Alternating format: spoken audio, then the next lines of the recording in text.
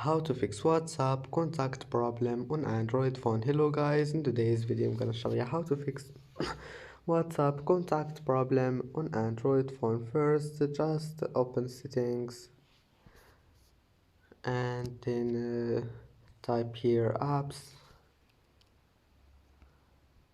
and click on it, and now here you will find WhatsApp. Type here WhatsApp and click on it,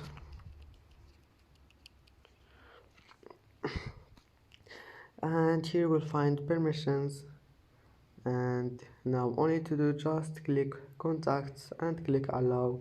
And if that doesn't fix your problem, you need to restart your WhatsApp and clear cache. And if that also doesn't fix your problem, just click clear data if you want and click OK. And that's it for today's video. Don't forget like and see you in the next video.